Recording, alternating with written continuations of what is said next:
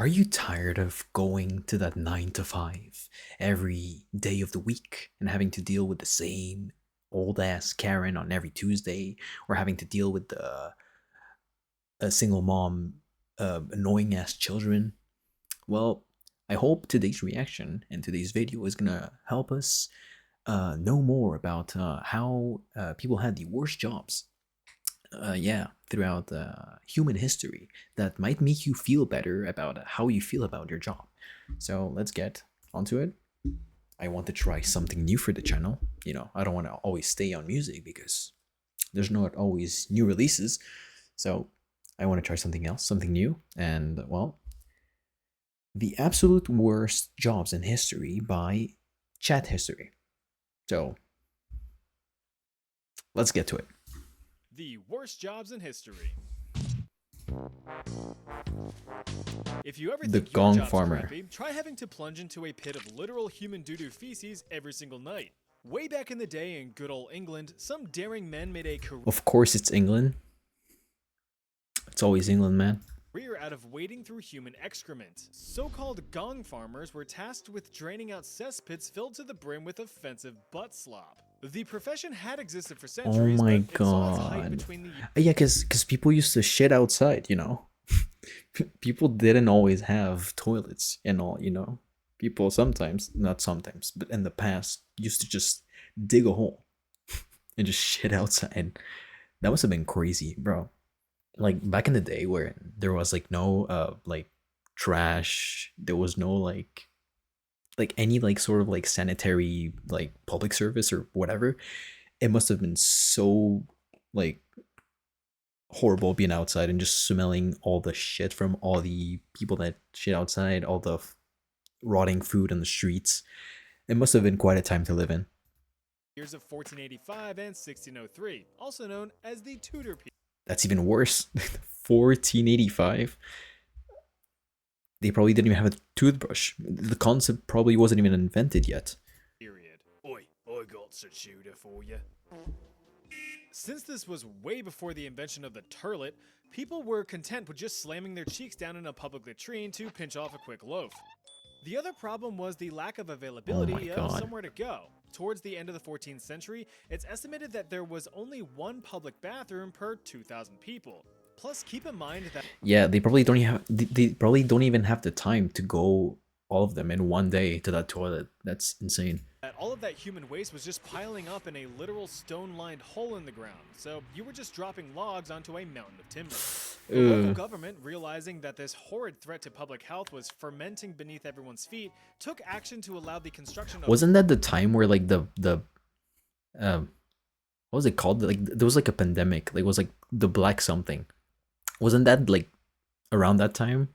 Like also? private outhouses and latrines in residential areas as a way to disperse the smelly sewage. It didn't work all that well. So with Dookie levels rising, help was needed to drain the pits. Enter the gong farmer. The term gong deriving from an Old English term meaning to go. They were also go. referred to as the much more mysterious and cooler sounding title of nightmen, as the only I don't know if you want a cool sounding name for that job. I don't think I wouldn't want to do it at all. Pay me anything. You can offer me $1 million. I'm not picking up another man's shit. I'm not doing it. I'm just not doing it. It's not worth it. time that they were allowed to perform their duties was under the shroud of night, and that really sucked. There were no flashlights, spotlights, or illumination of any kind. Oh my god, they had to bring like a lantern, like a oil lantern. Were like oil lanterns even invented in 1485 yet? Oh my god, no. Oof. Moon was shining brightly to light your way through the filth. The nightmen would enter these cesspits and drain the contents using buckets and shovels. Excrement was loaded into barrels and carted off to be dumped near the River Thames. Don't worry, it was used as fertilizer later. Maybe. These men would be knee-deep, waist-deep, even neck-deep in the stuff, which— I mean, we still have people that do that, you know? The people that fix the, like, that go down in, like, sewage pipes, like they go down, like, the sewage in, like, the streets, and they go fix things, like, down there. I think we still have people that go down there, like, or, like, the people that go, like, in for, like, in schools.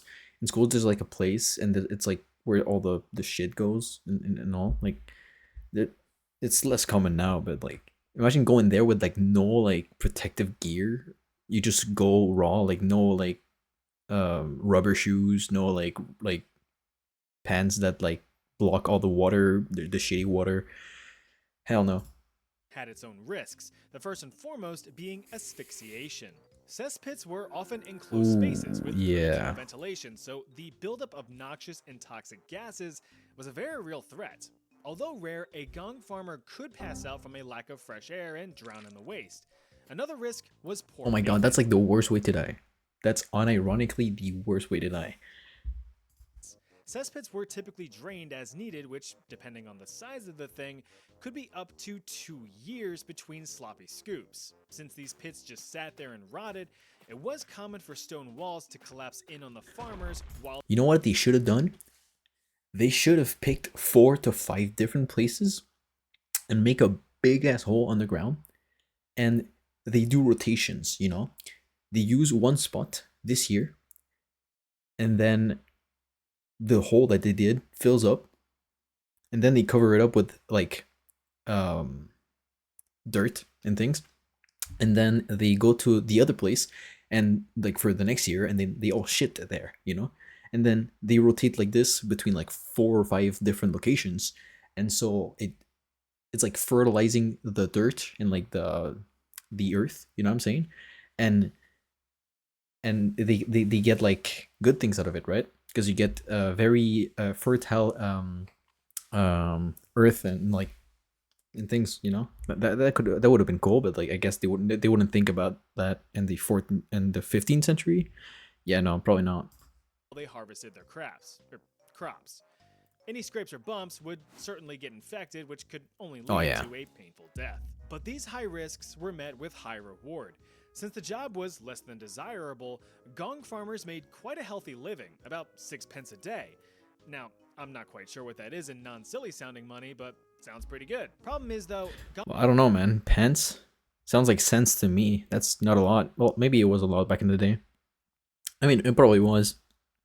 My dad used to tell me that when he went to like the market like 40 years ago, like he could buy eggs, like 12 eggs, a box of 12 eggs and like milk and something else with like $5. That's just like not a thing anymore, you know? gong farmers perpetually reeked from their labors and were only permitted to live in certain areas of the city, with most of the public actively avoiding them and, well, treating them like crap. I mean, yeah. Chimney sweep. Now, if you're looking for a soul crushing, body breaking job that pays next to nothing, you're an idiot. But I could recommend that you apply for the occupation of chimney sweep. These services were all the rage in, you guessed it, England's Tudor period, but the job has existed for hundreds of years. Rapid urbanization led to the construction of a lot of buildings. Okay, so basically they just do Santa's job. They do the Santa's, yeah, they just go down the chimney, huh? Is that it? Each one of them suckers needs a source of heat. Like they're cleaners, I guess. I would assume. Gotta keep them English toesies nice and warm during the miserable gray winter months until the arrival of the miserable gray summer months. So a lot of fireplaces and chimneys were built to meet that demand. You do know how a fireplace works, right? Make fire, fire make heat and smoke go up through chimney and blow out the top. But all of that burning of wood and coal creates lots of icky carbon-heavy flammable deposits yeah, that build cleaners. up within the chimney. Big problem, cause if that's not properly cleared out, then things can just go. And there goes not only your house, but a few neighbors' houses as collateral damage. Really? Well, the You get higher-ups didn't flammable? like the risk of their kingdom going up Damn. in smoke at any given time, so they mandated that chimneys must be swept at least 4 times a year or face heavy fines. Thus, the employment of chimney sweeps became critical. The problem, though, is that chimneys at the time weren't exactly designed for human entry and This is basically cave diving with like a real purpose, you know?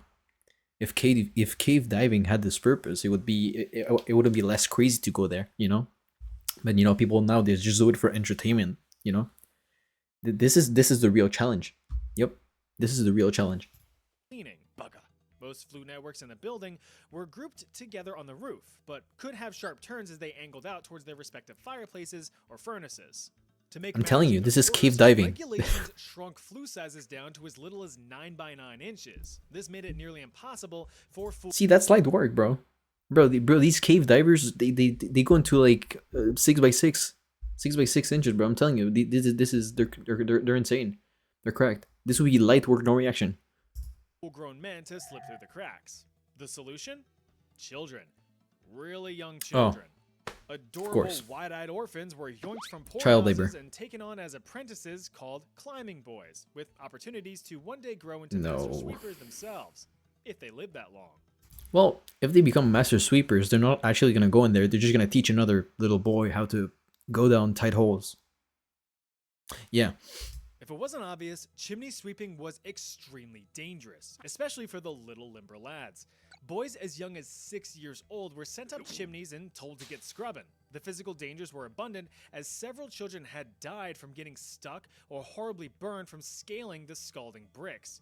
Keep in mind Burned? that these fireplaces were almost always in use, so those Oh my chimneys were hot god. and ready. Oh yeah, and like I'm in architecture, and like bricks retain heat so well that like fireplaces are like made in like a S shape, so the heat takes a long time to traverse through, and like the bricks like get really heated up. So even if the fireplace is turned off, the bricks themselves give the house like they still give the house heat for like 10 hours, and then when you turn it on again, like the cycle restarts.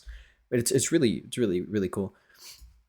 Like a carry-out pizza. Now, if the cramming didn't Well, kill not for you, them, scrub and wood. but you know. Soot and creosote, the organic carbonaceous byproducts of burning wood and coal, are carcinogenic. So if you're trapped in a confined space, just scrub-a-dub-dubbing Oh away yeah, while you breathe sucking that up in. hits of paint or causing black powder all day, every day, things are not going to turn out well for you. Yeah. But it actually wasn't your lungs that you needed to worry about.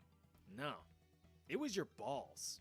What? Scrotal squamous cell carcinoma, also known as chimney sweeps carcinoma or just straight up scrotal cancer, was a death sentence. Something I What? didn't mention until now was that the young children, as a way to fit easier into the narrow That hot gives you chimneys, cock and ball often cancer? went commando. What? No shirt, no shoes, no pants, but all service. The constant exposure to soot and such led to the development of tumors on their nethers. Once developed, they were lucky if they had a few years left in them. Sure, your sack is out of What? whack, but damn, that chimney's clean. Is that worse? No, the first one is still worse. I'm gonna live by that. You've probably heard of the Radium Girls, young women of the workforce that would paint luminous numbers and hands onto timepieces in the early 1900s. Well, The this is Radium simple. Girls? Towards the end of the 19th century, matchmaking was a pretty lucrative business. Not like pairing couples up, but making literal matches. By the No. late 1800s, there were Matches. about 25 matchmaking factories across Great Britain, employing over 4,000 chaps and chapettes. The process, as with most industries at the time, involved working with some nasty chemicals. The flavor of the day here was white phosphorus, an unstable compound that burned fiercely when ignited. Oh yeah, let me guess. Like there was a lot of accidents. I can guess from this.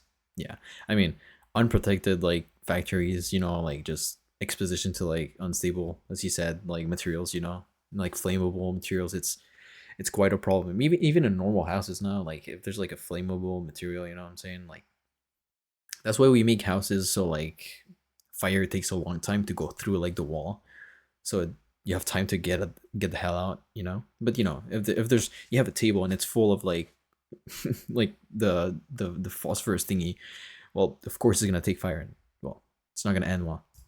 You know, perfect for the few seconds that you would need to set something ablaze.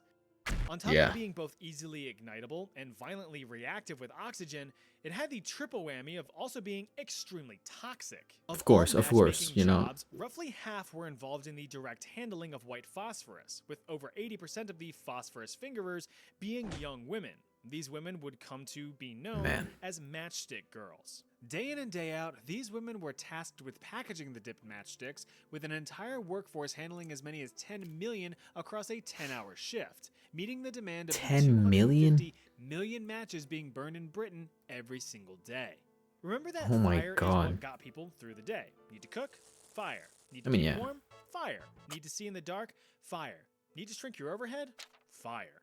It was the biggest blessing humanity has ever discovered, and you can now True. summon it out That's of a very little true. box in your pocket. The obvious problem is that fiddling with all of those fickle phosphorus fumes physically fucked you up. It was very common for both men and women to form phosphoric necrosis of the jaw. The condition, So, nicknamed cancer? Fossy jaw, developed after the long-term exposure to phosphorus fumes. Initial symptoms included simple toothaches, which evolved into complete Tooth loss, loss, yeah. abscesses, swelling of the gums, and complete necrosis of the jaw. To put it simply, your jaw rotted off.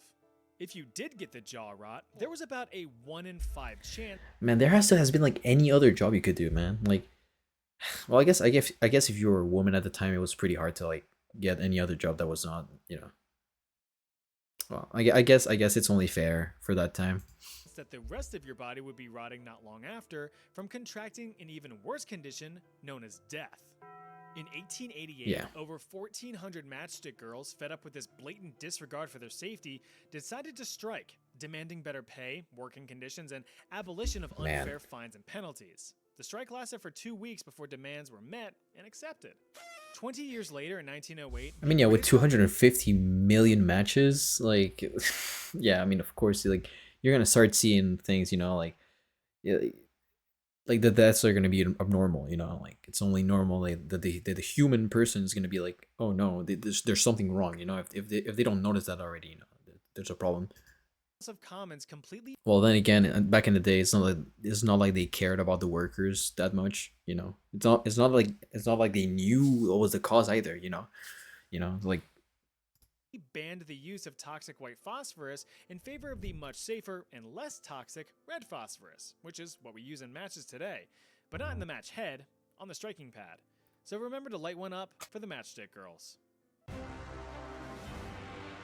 Burlock. If you think your job's exhausting, try hauling an entire freaking ship up a river with your bros. These are burlocks, Oh my or God. barge haulers. They hauled barges. Typically dirt poor peasants just looking for enough coin to eat for a week, these men were tasked Whole with strapping ships? on a They strap dragged using whole whatever ships. strength they had left in them to pull in ships from the Caspian Sea all the way up the Volga River in the days of the Russian Empire. What? Since ship traffic was near constant thanks to strong trade, burlaks were in high demand to carefully guide the vessels up the Volga. But why couldn't the ships just sail up the river, you might ask? Because the Volga flows outward towards the Caspian Sea, and there were rarely favorable winds to propel a ship up the river, lest you risk beaching your entire ship on the banks. So why not hire Yeah. a bunch of exhausted and desperate poor people to do the work instead? Yeah, It'll man. slow down. That's the easiest like workforce to get to work, man. Like them. That's insane. That's pulling a whole ship in a groups of 5. Would you be able to pull a ship with 5 of your friends? Like damn. Fellas, And like these people were probably like flimsy as hell. If they were looking to pull ships to get food, like they like superhuman. Like how are you doing this? Like damn. there's no need for us to be Russian. Depending on the load size, burlak groups could range from just a few men up to 150 fellas pulling a single ship. But there was a moment of Oh respite my for these God. workers. See, one advantage to working in the Russian Empire was the cold winters. Can't exactly move ships upstream when the waterways are completely frozen over. So burlaks were seasonal, working dawn until dusk, thaw till frost. But since the combination of being Damn. poor and not working meant certain death, the men would pick up odd jobs in the winter to barely scrape by. Hey, I make a duck. Smudgy, smudgy. At the beginning of the 19th century, it is estimated that about 600,000 burlaks worked in the Russian Empire. But the evolution Damn. of ship technology and the invention of the steam-powered ship Yeah, I mean, rendered thank the job God. obsolete. I'm glad. I'm gonna say it like, bro. I'm glad I'm born in the 2000s and later. It's oof, man. I could not imagine doing a work like this. It's yeah, never. By the end of the 19th century, the burlak profession had vanished over the horizon. And that's for the better. Ain't no one wanna do that. Now I Snake milker. Oh, like the venom. know what you're thinking, so stop it. This has nothing to do with milking your Well, I didn't think of that, dude, but sure. own snake or giving little pinches to little snake nips, which don't exist. Snakes aren't mammals. It's probably the The job venom. of a snake milker was to extract their venom from their fangs. He I looks think cute, right? people do this for like antidotes, right? Like they do that now.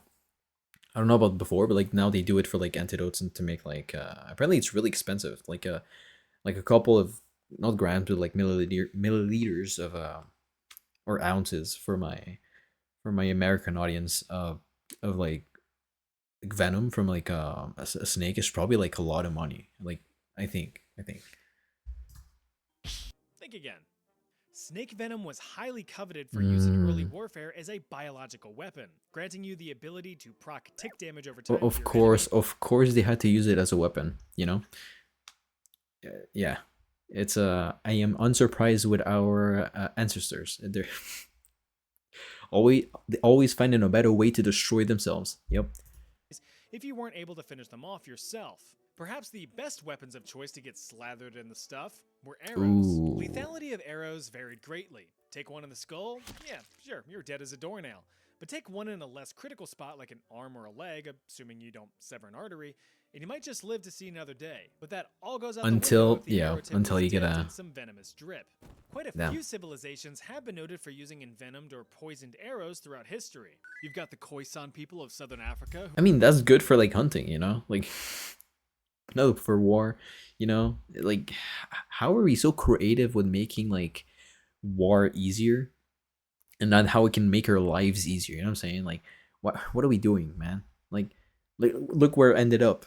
We now have made the most powerful bomb of all time, the nuclear bomb, and now we just never use it again. Well, I hope we never use it again.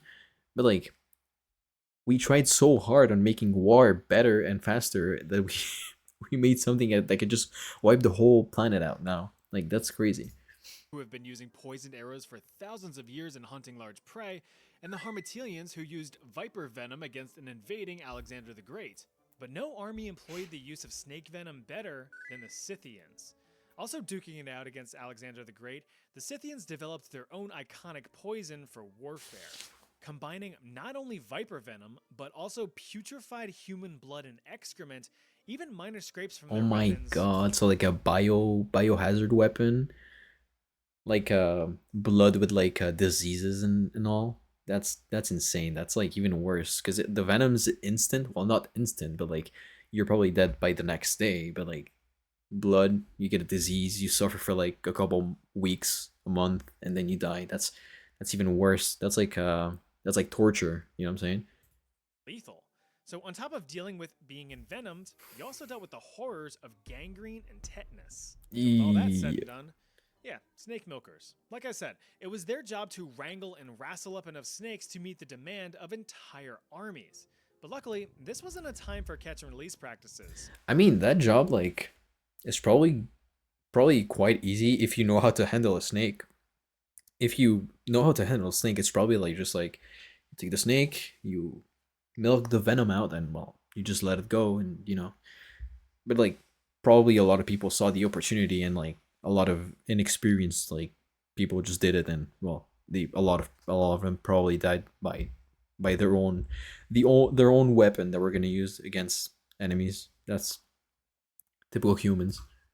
Kill the snakes, take their venom. That's the job. Of course, that Oh, is they easier kill the snakes. They don't do it like now. They just that's not milking. That's just that's just collecting the venom. Like that's like they kill a snake and they collect the loot drops. Like, oh my god. done. By nature, snakes are shy little fellas and pretty hard to find. Chances are you get struck before you even noticed one.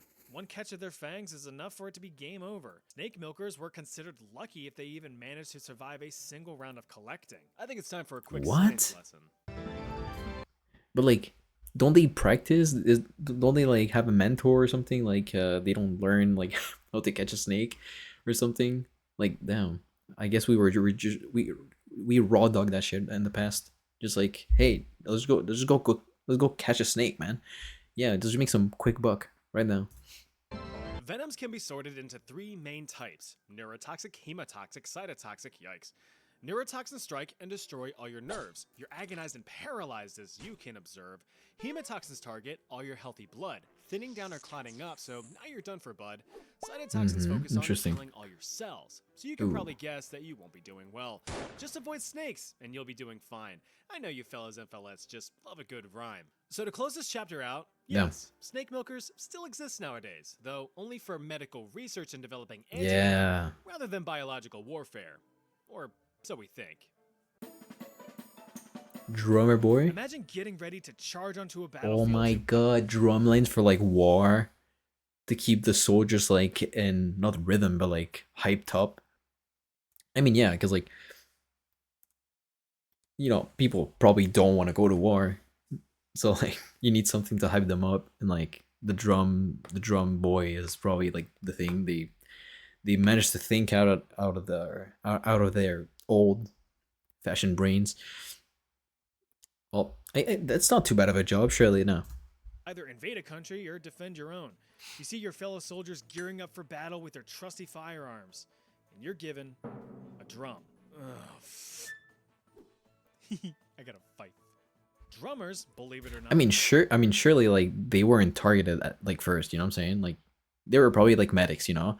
I don't think like in war I don't know. Did they really like maybe target like medics and like in like previous like I guess they did, but like I think now it's like banned to like attack medics and like or like hospitals and things. So maybe that wasn't the case before. Were a critical part of warfare in the days of yore. A Since there critical were no part? such things as radios or more instantaneous methods of communication, drummer boys were employed and trained to maintain order on the battlefield, signaling commands, attacks, retreats, and everything in Oh, between. so they use like the drums to like send out signals. That's actually really smart. Drums are loud as hell. If you didn't know, those are man, drum lines when they start playing, you feel it. You feel it in your stomach. You like, it's like the bass is like coming out of your stomach. It's crazy. Peaking in popularity during the American Civil War, drummer boys were typically in their teenage years or young adulthood, though some more famous drummer boys were much younger. Little Charlie King of the Union Army died in battle at the age of just 13, being the youngest casualty in the Battle of Antietam. Itty bitty Johnny Clem ran away from home and was taken in by the Union Army as a drummer boy at the ripe old age of 9. Just a few 9. years You're in the later, little fella battlefield. fought in the Battle of Chickamauga in 1863 He at died. the age of 12, where he shot and killed a Confederate soldier. What you gonna do? What? Hey, respect, I guess. Damn, that's insane. You're getting KD up at 9 years old? That's insane. Shoot. He was promoted to sergeant, eventually retiring from the sergeant? United States Army in 1915 as a brigadier general. But that's a rare occurrence. In reality, What? it would have gone more like this. Yeah, most of them die. Just run. Despite what people may Ooh, think, that's- drummer boys did not lead troops into battle. That would be stupid. They always Instead, stayed in the would back. relay commands from behind soldier lines, though they Yeah. were still known to be valuable targets. If you break the communication line, you break down the army.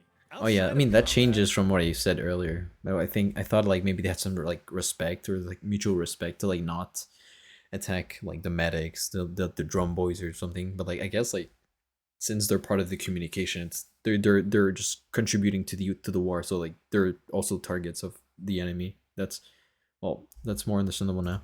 Drummer boys had a wealth of other responsibilities, such as carrying messages between units, assisting battlefield surgeons with amputations, carting the wounded up the field, fetching supplies, or burying the dead. They very rarely That's carried actually a weapons. really important job. That's like without those things, they would not make it. Like the war wouldn't last as long actually if they didn't have this, Of their own, so if they had to defend themselves in the heat of battle, they were pretty shit out of luck. Groom of the stool. If you wanted to be one of the most influential people in all of England but don't have a drop of royal blood in you, you'd want to squeeze into the role of the groom of the stool, a job requiring you to get up real close and personal with the king or queen at the time. Look, we all have to go once or 12 times a day, so someone as prestigious and important as the king is gonna need help doing so. I mean, imagine feeling the Oh my sudden urge to God. blow out your Are you wiping the king's ass? No. britches, but you have to Are you the king's personal bidet? Like, Well, hell, Louis the Fourth. Let me just wipe your ass real quick. Like, fight through said bridges to accomplish the mission. Grooms of the Stool assisted the monarch with any labors regarding biological movements. This included helping the removal of clothing, preparation of the oh my god, bro. No. Yeah, that's like the worst job so far. No, no, no, no. Undressing another man and then wipe his ass. lavish and luxurious royal ship box, and the removal of the splendiferous That's a luxurious. preparation of the lavish and luxurious royal. What if piss gets onto the borders of this? You know, what if piss gets onto that, and then like it just smells like piss for like the hole is so small. You have to aim. I don't have aimbot when I piss. What? They were different back in the day. They like, oh hell no. Ship box and the removal of the splendiferous solids, but not before their proper examination. Yeah, that's right. Grooms of the Stool were not only tasked with cleaning up the royal slurry, but making sure that the passings were healthy, taking notes of any abnormalities in appearance or frequency. These notes would be passed on to the king's Oh my personal god! So physician. you had to take notes on the king's diarrhea. Ooh, the king ate a lot of corn today. Oh, the king shit is a little mushy today. Ooh, this one is really hard. To diagnose any possible ailments. Well, that's not very helpful, is it? After the log was sent down the river, the groom of the stool Oh my would also God. assist in the cleanup effort, either by handing the king his own No, bro. I'm telling you, kings were so disgusting. Like they act also like so dignified, but they can't even wipe their own ass, bro. Like what? personal cleaning cloth, or by taking up wiping duties themselves. Now, you might think that this job sucked, but it was actually highly coveted and well respected. I mean, yeah, because you're probably well paid, but like it's weird, you know? Like it's probably, well, it probably wasn't as weird before, but like I don't know, man. It's I'd be uncomfortable, honestly, personally. As grooms of the stool had access to the king outside of the public eye, allowing for valuable private conversations. Commonly high-ranking nobles or politicians, grooms of the stool were known to have influence in many formal rulings, laws, or personal life. So that Oh, so if you were like the king's like favorite ass wiper, you could have some sort of like political power on the country or like the kingdom or whatever it was. That's actually that makes it a really valuable job actually. Now that I think about it, like you get like, so what is this? What the king is so ugly there. But yeah, like it gives like the ass wiper some kind of like authority, which is kind of crazy actually. Wait, maybe this job isn't as bad as I thought. Anne Boleyn chick's hot, right? No. The first documented groom of the stool dates all the way back to 1495 under King Henry VII. Oh my god, imagine being reminded at like imagine the image of you like 500 years later. No, 600 years later, you're remembered as the king's ass wiper. Oh my god. The role continued to evolve over the years to the title of Groom of the Stole, though they were more so referred to as either the gentleman or gentlewoman of the bedchamber, depending on the monarch in charge, with responsibilities. See, these names do like just name it ass wiper at this point. Like don't make it pretty. Stop making it pretty. Like it's not you're wiping the king's ass. Eventually focusing solely on the king or queen's wardrobe. The position was held for over 400 years until being formally discontinued under King Edward In II. 1901. Oh my god. They were like the vapor machine was invented, trains were invented, they were starting to like almost get to cars, and you're still wiping the king's ass. No. 7th in 1901. Well, that's that video. I have plenty more terrible Oh jobs for a my part 2. god. Want me to make it? Leave a comment. If you Well, don't, I really love this video actually. It's actually really nice. This is a trial video. I want to see how it does. I'm still really early in the YouTube thingy I'm trying to do. Um, you know, I'm just trying things out. But yeah, this was a fun watch. I'm definitely gonna be more like doing more of these reactions in the future. So if you would like any other reactions of these, well, or any other videos specific from these kind of channels you want me to react to, just say it in the comments, and well, I'll see you on the next time. Really fun watch. Have a good day.